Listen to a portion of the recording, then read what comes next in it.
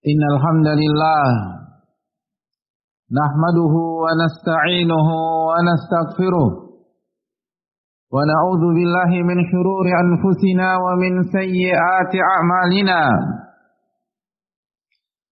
Man yahdihillahu fala mudhillalah wa man yudlil fala hadiyalah. Nashhadu an la ilaha illallah wahdahu la syarikalah wa anna Muhammadan 'abduhu wa rasuluh.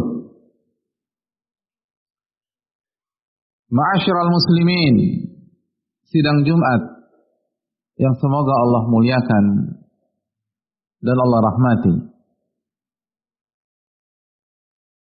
Marilah kita membuka majelis atau khutbah singkat ini dengan memuji Allah tabaraka wa ta'ala atas segala nikmat yang Allah senantiasa berikan kepada kita.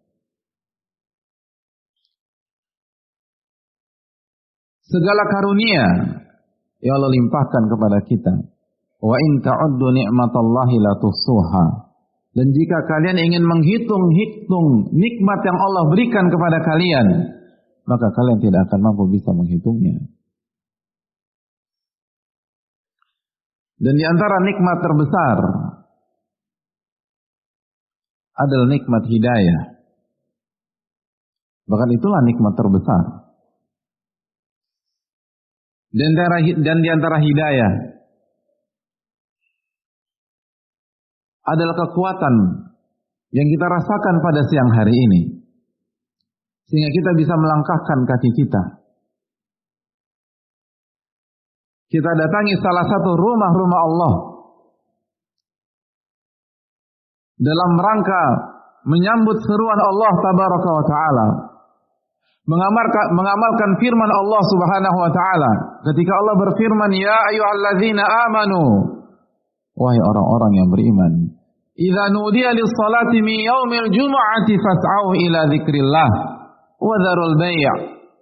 Apabila azan di waktu zuhur pada hari Jumat telah dikumandangkan, fas'au ila dzikrillah, maka bersegeralah mengingat Allah subhanahu wa ta'ala. Bersegeralah menyambut panggilan Allah tabaraka wa ta'ala. Bersegeralah menuju salah satu rumah-rumah Allah subhanahu wa ta'ala.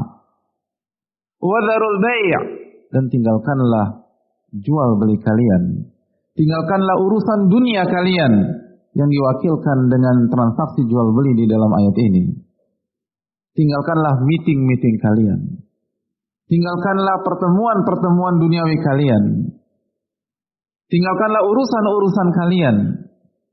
Tinggalkanlah transaksi-transaksi kalian. Tinggalkanlah seluruhnya. Mengapa demikian, ma'asyiral muslimin?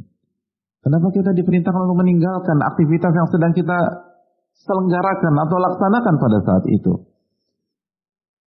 Allah mengajak kita berpikir dan menjelaskan alasannya. Dzalikum khairul lakum in kuntum ta'lamun. Karena salat Jumat kalian, khutbah Jumat yang kalian dengar, lalu salat 2 rakaat kalian, itu lebih baik, lebih mulia, lebih tinggi, lebih mahal daripada seluruh aktivitas-aktivitas dunia kalian.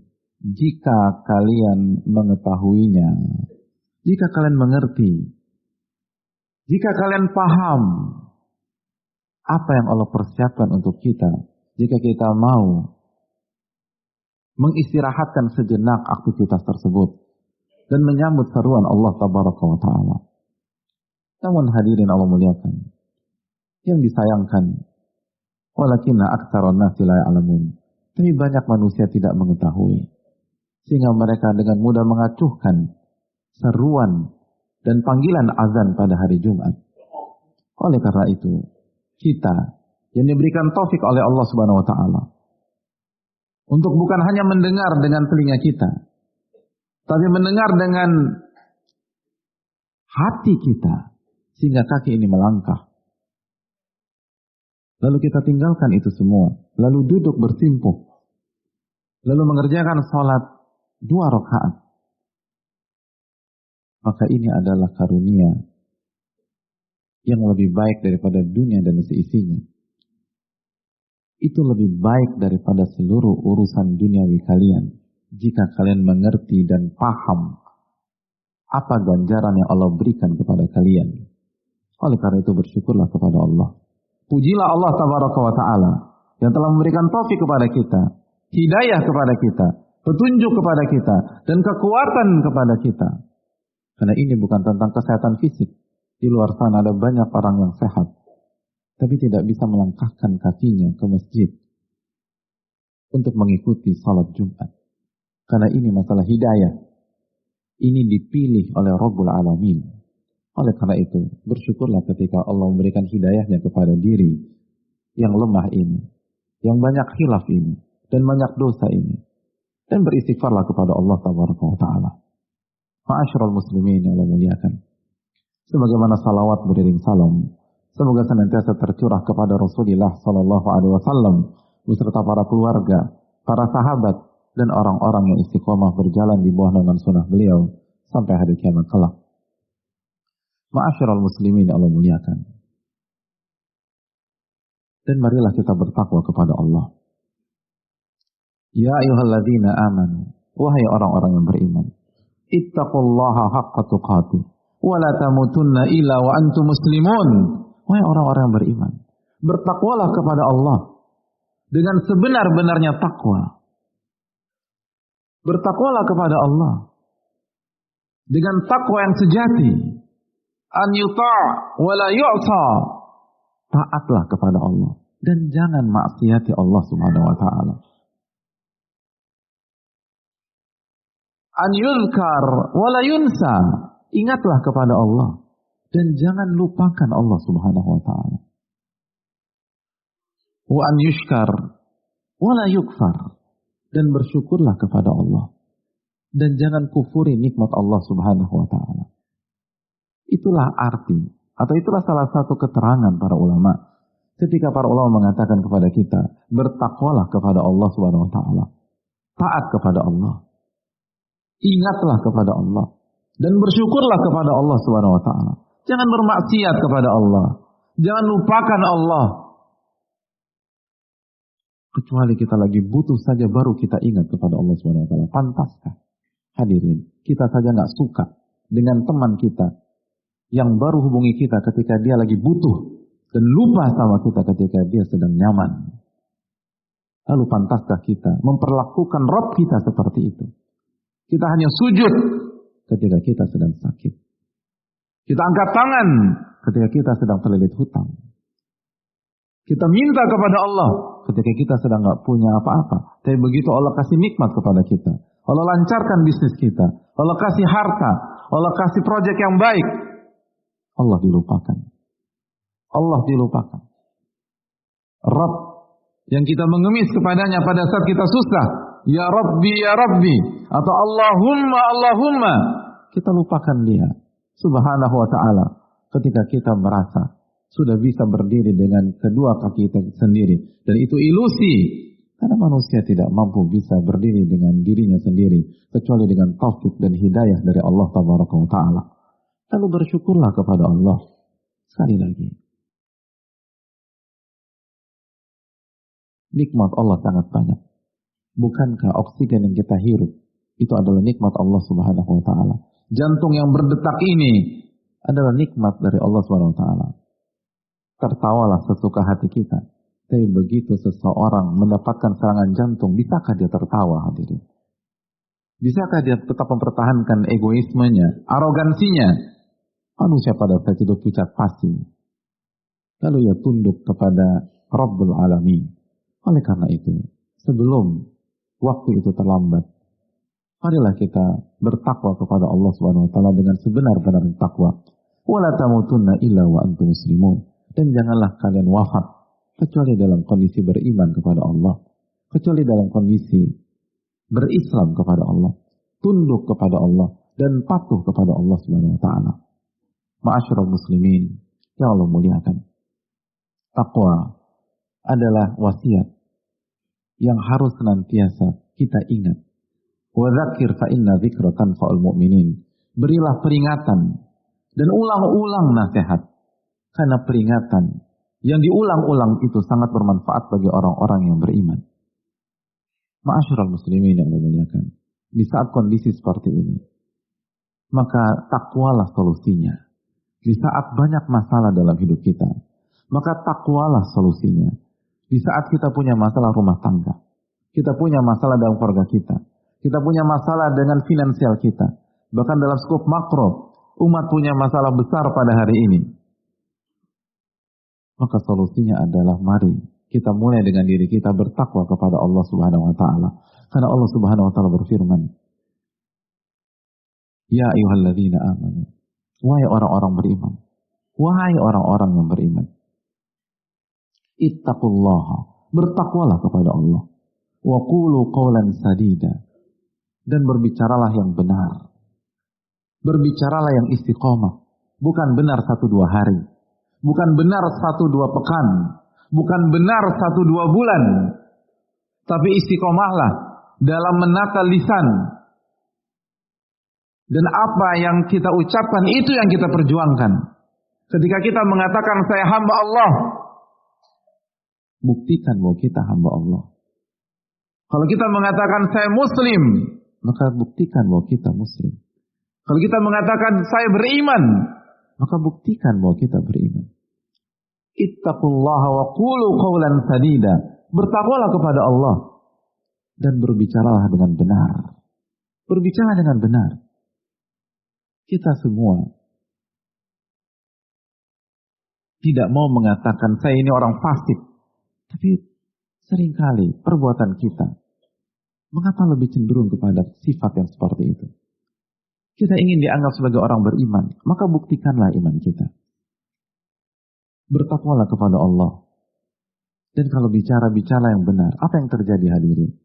Yuslih lakum a'malakum wa yaghfir lakum dzunubakum wa man yuti'illaha wa rasulahu faqad faza fawzan 'azima. Barang siapa yang bertakwa kepada Allah dan mengucapkan kalimat yang benar, maka Allah akan perbaiki amal-amalnya, perbaiki aktivitasnya, perbaiki ibadahnya, dan Allah akan ampuni dosa-dosanya. Salat kita akan diperbaiki oleh Allah. Dan kalau salat kita diperbaiki, urusan kita dilancarkan oleh Allah Subhanahu wa taala. Zikir kita akan diperbaiki oleh Allah. Keikhlasan kita akan diperbaiki oleh Allah. Kejujuran kita akan diperbaiki oleh Allah Subhanahu wa taala. Dan kalau kita sudah jujur, intasduqillaha yasdukka, kata Nabi kita sallallahu alaihi wasallam. Jika Anda jujur dengan Allah, Allah akan wujudkan cita-cita Anda. Maka marilah kita bertakwa kepada Allah. Dan berbicaralah dengan jujur jika kita ingin seluruh amal ibadah kita dan aktivitas kita diperbaiki oleh Allah Subhanahu wa taala. Hadirin, kita hamba yang lemah. Wa khuliqal insanu dha'ifa. Allah berfirman dalam surat An-Nisa 28, manusia diciptakan dalam kondisi lemah. Kita ini banyak enggak tahunya hadirin. Allah berfirman dalam surat Al-Ahzab ayat 72, innahu kana zaluman jahula. Manusia itu zalimnya minta ampun dan bodohnya luar biasa. Dan setiap hari kita berhadapan dengan aktivitas. Setiap hari kita berhadapan dengan amal. Kalau kita harus memperbaiki amal dan aktivitas itu dengan diri kita, sejauh mana kita berhasil memperbaikinya. Tapi kalau yang memperbaikinya Al-Alimul Khabir, yang maha mengetahui, baik yang global maupun yang detail. Allamul Ghuyub, yang mengetahui hal-hal yang gaib, yang mengetahui masa yang akan datang. Al-Muhsin, yang maha baik. Rabbul Alamin, yang memiliki seluruh alam semesta ini. Kalau Allah sudah perbaiki amal kita, aktivitas kita, apa yang perlu kita khawatirkan dalam urusan rumah tangga kita? Apa yang perlu kita cemaskan dalam urusan keluarga kita? Apa yang perlu kita khawatirkan dalam urusan anak-anak kita dan bagaimana masa depan mereka? Apa yang perlu kita khawatirkan tentang kelangsungan bisnis kita dan toko-toko kita? Kalau Allah yang sudah perbaiki, buat apa kita pikirkan? Kalau ada konsultan bisnis terbaik di Indonesia mengatakan dan memberikan garansi, saya akan perbaiki usaha Anda, apakah kita akan mengalami kecemasan lagi?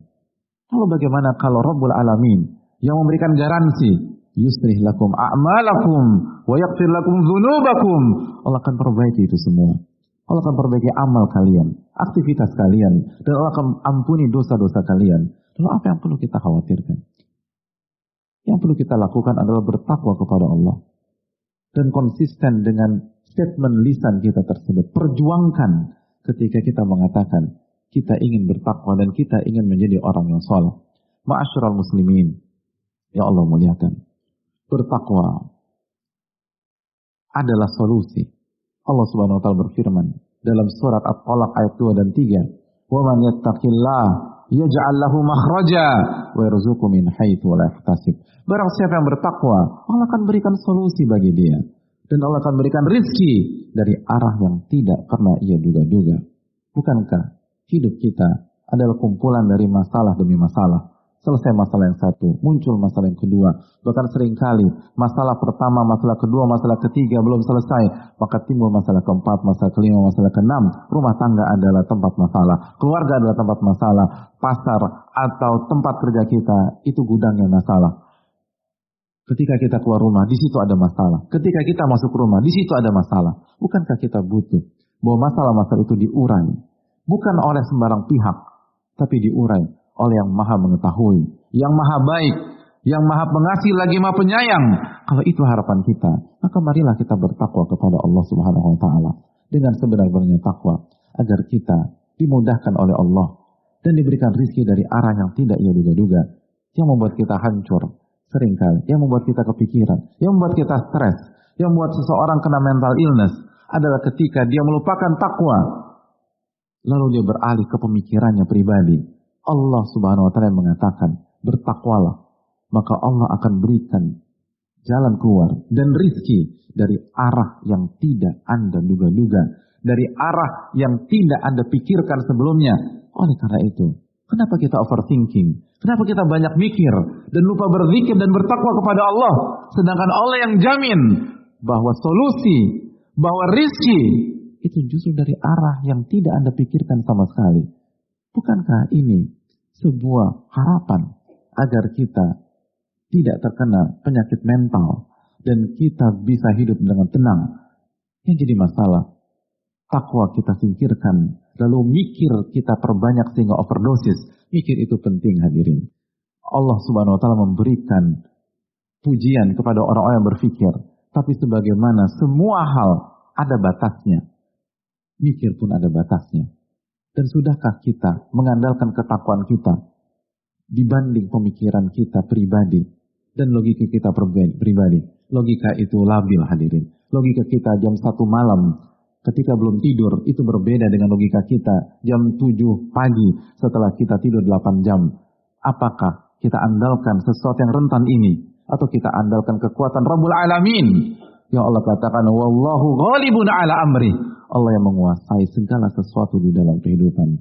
Aku qouli hadza wa astaghfirullah wa lakum. Alhamdulillah, hamdan katsiran thayyiban mubarakan fihi kama yuhibbu rabbuna wa yardah. Wassalatu wassalamu ala nabiyyina Muhammadin wa ala alihi wa sahbihi ajmain. Ma'asyiral muslimin yang Allah muliakan. Ada sebuah kalimat mutiara dari seorang nama besar di masa klasik yang bernama Daud At-Ta'i rahimahullahu taala. Daud At-Ta'i ini mengatakan, "Ma akhrajallahu 'abdahu min dhullil ma'asi ila 'izzi taqwa illa agnahu bila mal wa 'azzahu bila 'ashirah wa anasahu bila anis." Para ulama kita mengatakan, tidaklah Allah keluarkan seorang hamba dari kehinaan maksiat menuju kemuliaan ketakwaan kecuali,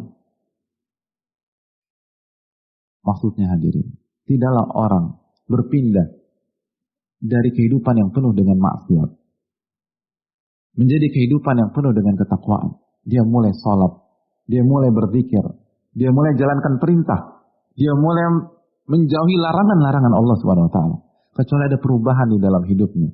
Apa perubahan dalam hidupnya tersebut? Disebutkan ada 3 perubahan. Yang pertama, Allah akan cukupkan dia walaupun tanpa harta yang banyak. Allah akan membuat dia merasa berkecukupan, dia merasa kaya. Hadirin, ada sebuah kesalahan dalam hidup selama ini. Kekayaan bukan tentang harta. Kekayaan itu tentang rasa. Nabi kita SAW bersabda, "Laisal gina an kasratil arab, wa innamal gina gina nafs." Kekayaan itu bukan banyaknya aset dan harta. Kekayaan adalah kekayaan jiwa. Apa yang Anda rasakan? Kita punya harta miliaran rupiah, tapi kalau hati kita kerdil, hati kita seperti meminum air laut, kita akan terus merasa tidak cukup, tidak cukup, tidak cukup, tidak cukup. Tapi kalau kita punya uang sekedarnya, tapi Allah berikan qanaah, Allah berikan kecukupan, Allah memberikan kekayaan hati, maka kita akan hidup dengan tenang. Hadirin Allah muliakan. Makanya ulama mengatakan bahwa apabila Anda qanaah, maka rasa yang Anda rasakan dengan para raja dunia itu sama, tidak ada berbeda. Dan orang yang bertakwa, mungkin ia akan miskin secara harta sampai dia wafat, tapi Allah kayakan hatinya, hadirin sekalian. Wa azzahu bila asyirah, dan Allah akan muliakan dia, walaupun dia tidak punya penggemar, walaupun dia tidak punya masa, walaupun dia tidak punya keluarga besar, dia merantau, dia anak rantau di Jakarta, tidak ada siapapun, tapi ketika dia bertakwa, dia tidak pernah merasa minder, dia tidak pernah merasa terpuruk, dia merasa dimuliakan oleh Allah Subhanahu wa taala. Walillahil izzah. Allah berfirman, kemuliaan hanya milik Allah, wali rasulih, dan milik Rasulullah sallallahu alaihi wasallam, dan orang-orang beriman. Tapi ini tidak dimengerti oleh orang-orang munafik, kata Allah. Yang enggak mengerti hal ini hanya orang-orang munafik, kata Allah Subhanahu wa taala. Orang-orang beriman tahu bahwa kemuliaan bukan pada jabatan, kemuliaan bukan pada harta, kemuliaan bukan pada penampilan, kemuliaan ada pada iman dan ketakwaan kepada Allah Subhanahu wa taala. Lalu yang ketiga, dia akan diberikan kenyamanan dan diterima walaupun dia tidak punya teman. Dia tidak punya teman, tapi dia tidak pernah merasakan kesendirian. Orang-orang bertakwa tidak semuanya punya link yang besar, tetapi dia tidak pernah hidup kesendirian. Bukankah ada banyak orang, punya banyak orang yang memuji dia, tapi dia merasakan kesepian dan kesendirian. Kesepian adalah penyakit hati yang begitu menyengsarakan, hadirin. Ada banyak orang bunuh diri, bukan karena tidak punya teman, tapi merasa kesepian, padahal temannya begitu luar biasa. Orang-orang bertakwa, walaupun dia sendirian, dia merasa happy, dia merasa senang. Kenapa demikian? Wa kafa billah, cukuplah Allah yang menemani dia, cukuplah imannya yang menyertai dia. Dan inilah yang akan dialami oleh orang-orang bertakwa. Bukankah Nabi SAW merasakan ketenangan yang begitu luar biasa pada saat sedang berlibur di sebuah pantai? Tidak. Pada saat beliau dikepung di Gua Saur, ketika kondisi sangat mencekam, ketika hidup dan mati itu jaraknya hanya sedikit saja. Tapi apa yang Allah firmankan tentang perasaan hati Rasulullah SAW? فَأَنْزَلَ sakinatahu alaih. Allah berikan ketenangan kepada Nabi SAW dan kepada Abu Bakar As-Siddiq radhiyallahu ta'ala. Sehingga walaupun mereka dicari, walaupun mereka terjepit, walaupun mereka tidak punya jalan keluar, mereka berada di gua yang sangat sempit, Gua Saur, dan tidak ada tempat lagi melarikan diri, dan musuh ingin mencari mereka hidup atau mati, tapi Allah berikan ketenangan pada diri mereka. Padahal tidak ada uang, tidak ada pasukan pada saat itu, tidak ada network, tidak ada kenyamanan, tidak ada fasilitas. Tetapi itu tidak berhasil mencuri ketenangan dalam hati Nabi SAW dan Abu Bakar As-Siddiq radhiyallahu ta'ala. Kenapa demikian? Karena mereka mungkin tidak punya uang, tapi mereka punya ketakwaan di saat itu. Oleh karena itu, masyarakat muslimin, marilah kita kembali pada hakikat kehidupan. Yang kita butuhkan adalah ketakwaan. Dan ketika kita bertakwa, janji Allah, bukan janji si A, bukan janji si B, bukan janji manusia, janji Allah tabaraka wa ta'ala. Wa man yattaqillah yaj'al lahu makhraja. Barang siapa yang bertakwa, Allah akan berikan solusi dalam setiap masalahnya. Wa yarzuqhu min haitsu la yahtasib. Dan Allah akan berikan rezeki dari arah yang tidak ia duga-duga. Semoga Allah memberikan taufik kepada kita sehingga kita bisa memperbaiki ketakwaan kita dan memperbaiki hubungan kita dengan Allah Subhanahu wa taala. Innallaha wa malaikatahu yusholluna 'alan nabi ya ayyuhalladzina amanu shallu 'alaihi wa sallimu taslima. Allahumma shalli 'ala Muhammad wa 'ala ali Muhammad kama shallaita 'ala Ibrahim wa 'ala ali Ibrahim innaka Hamidum Majid. Allahumma barik 'ala Muhammad wa 'ala ali Muhammad kama barakta 'ala Ibrahim wa 'ala ali Ibrahim innaka Hamidum Majid. Allahumma ighfir lil muslimina wal muslimat wal mu'minina wal mu'minat al ahya'i minhum wal amwat innaka sami'un qaribun mujibu da'wat. Allahumma a'izzal islam wal muslimin wa adhillal kuffara wal musyrikin ya rabbal alamin. Rabbana inna nas'aluka al huda wat tuqa wal 'afafa wal ghina. Allahumma inna nas'aluka ilman nafi'a wa na'udzubika min ilmin la yanfa'. Allahumma inna na'udzubika min ilmin la yanfa' wa min qalbin la yakhsha' wa min nafsin la tashba' wa min da'watin la yustajabu laha. Allahumma unsur ikhwanana al-muslimina fi Palestin. Allahumma unsur ikhwanana al-muslimina fi Palestin wa fi kulli makan. Allahumma ansurhum nasran aziza. Allahumma ansurhum 'ala al-qaumil kafirin. Allahumma anji ikhwanana al-muslimina al-mustad'afina fi Palestin. Allahumma anji ikhwanana al-muslimina al-mustad'afina fi Palestin. Allahumma anji ikhwanana al-muslimina al-mustad'afina fi Palestin wa fi kulli makan ya rabbal alamin. Allahumma arham mautahum wa taqabbal syuhada'ahum washfi mardahum wa dawi jarhahum واحفظ أطفالهم ونساءهم وأفرج عليهم صبرا وأفرج عليهم صبرا وأفرج عليهم صبرا. اللهم عيد المسجد الأقصى إلى رحاب المسلمين. اللهم عليك من ظلمهم فإنهم لا يعجزونك. اللهم عليك باليهود المغضوب عليهم فإنهم لا يعجزونك. اللهم اشدد وطأتك على اليهود الظالمين ومن أعنهم وأيدهم. اللهم اجعلها عليهم سنين كسني يوسف. اللهم لعنهم لعنا كبيرا. اللهم لعنهم لعنا كبيرا. اللهم لعنهم لعنا كبيرا. اللهم تقبل منا إنك أنت السميع العليم وتب علينا إنك أنت التواب الرحيم. ربنا آتنا في الدنيا حسنة وفي الآخرة حسنة وقنا عذاب النار. وصلى الله وسلم على نبينا محمد وعلى آله وصحبه أجمعين.